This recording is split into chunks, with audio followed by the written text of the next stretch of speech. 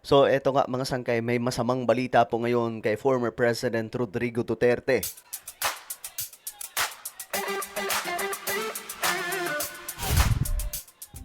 Okay guys, pag-usapan po natin ngayon itong bad news kay former President Duterte doon po sa ICC.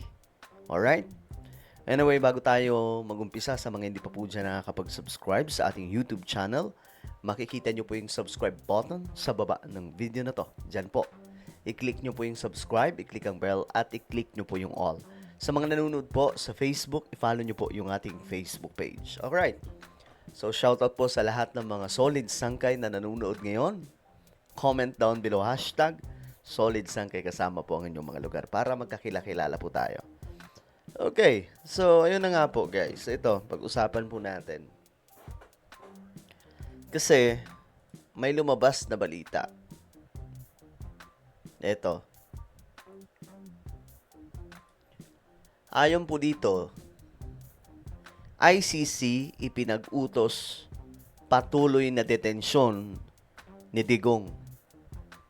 So another 1 year na naman mga sangkay na hindi makakalabas si dating Pangulong Rodrigo Duterte. Isang taon na naman mga sangkay ang gugugulin. Pambihira mga sangkay. Ilan taon na ba si dating Pangulong Rodrigo Duterte? Matanda na po ito mga sangkay, no? Pero yun na nga po, I'm sure yung mga loyalista ni PBBM at ang mga dilawan ay tuwang-tuwa sa nangyayari sa dating Pangulo ng Pilipinas. Kasi, ewan ko mga sangkay, para sa kanila threat po talaga itong si dating Pangulong Rodrigo Duterte. At kaya't ayaw nilang bumalik ito sa Pilipinas. Pero yun nga po mga sangkay, no? Ipinag-utos po ito ng ICC.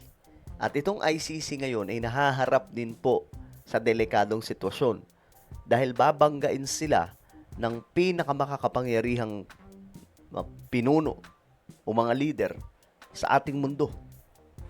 Walang iba kundi ang Amerika, Russia, at China. Itong mga sangkay gustong wasakin ang ICC dahil para po sa kanila mga sangkay, ang ICC daw po ay ginagamit para maproteksyonan itong mga sumisira sa buhay ng tao. Yan po yung ano mga sangkay. Puna, no? Nila President Trump. Ngayon, ito yung balita. Ipinag-utos ng International Criminal Court or ICC ang patuloy na detensyon ni dating Pangulong Rodrigo Duterte dahil sa umano'y mataas na flight risk at posibilidad ng obstruction of justice. O ayan, mga sangkay. May mga nagsasabi nga po na ang ginawa daw po nila Senator Bato na pagtakas ngayon ay nagpapatunay o nagbigay pa lalo o nagdiin lalo mga sangkay sa kay former President Duterte na malagay sa alanganin ang kanyang pagkaka-detain doon po sa ICC na lalo pong hihirap ang sitwasyon niya at hindi po siya mapagbibigyan. Kasi iisipin ng ICC na baka kapag pinakawalan namin to, maghasik ng lagim sa Pilipinas, magkagulo ang Pilipinas. So yun po yung kanilang pinaka-reason. Sa 8 pahinang dokumento na may petsang May 22, sinabi ng ICC Trial Chamber na walang makabuluhang pagbabago sa sitwasyon na magbibigay katwiran para palayain si Duterte, may kondisyon man o wala. Ayan, mga sangkay. Binanggit ng Chamber na bagamat nakumpirma ang mga kaso laban kay Duterte noong Abril, lalo lamang nitong pinalaki ang panganib na tumakas ito sa halip na suportahan ang mga argumento para sa pansamantalang pagpapalaya. So yan po yung argumento nila mga sangkay na kumbaga baka daw po iniisip nila baka tumakas ito at hindi naharapin ang kanyang kaso. Kung kaya't ayaw pagbigyan ng ICC. Umilig ang kampo ni Duterte na muling ikonsidera ang kanyang detensyon dahil sa umano'y paglala ng kanyang physical at cognitive condition, kabilang ang problema sa memorya at madalas na pagkakatumba. O syempre, matanda na mga sangkay, 'di ba? Yun po yung kanilang ipinaglalaban. Ngayon mga sangkay, since napunta si Duterte doon po sa dahig, never pa po natin nakita talaga yung kanyang kondisyon. No picture, no video, up to now mga sangkay.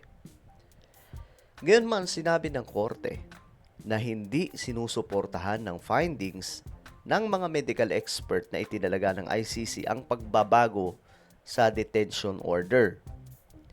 Ayon po dito, mga sangkay, sa dokumento, consequently, the chamber finds that the accused physical condition and cognitive capacities referred to by the defense do not constitute factors which outweigh the risk outlined above.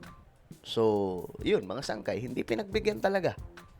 So, ang kanilang tingin, okay naman po doon si PRRD, ayos ang kanyang pangangatawan, hindi po nanganganib ang kanyang physical na pangangatawan, kaya doon pa rin siya mananatili. Binigyan din ng ICC ang patuloy na pagtanggi ni Duterte na kilalanin ng jurisdiksyon ng korte na nagdudulot umano ng pagdududa kung susunod ito sa anumang kondisyon sakaling palayain. Ayan mga sangkay, kasi ang argumento talaga dyan nila PRRD, walang jurisdiksyon ang ICC.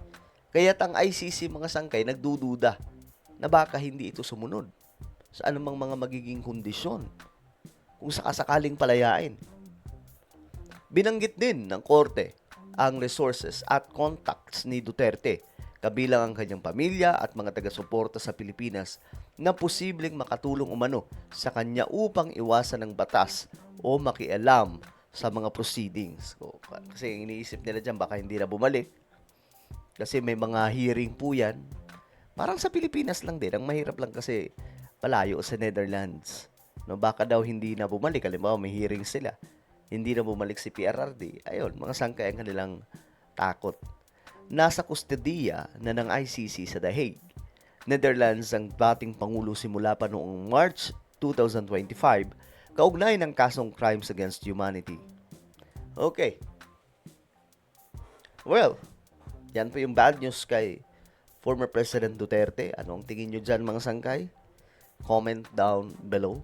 Meron tayong YouTube channel. Ito po yung Sangkay Revelation. Hanapin nyo po ito ngayon sa YouTube. Kapag nakita nyo na, i-click nyo po yung subscribe, i-click ang bell, at i-click nyo po yung all. Ako na po ay magpapaalam. Mag-iingat pong lahat. God bless everyone.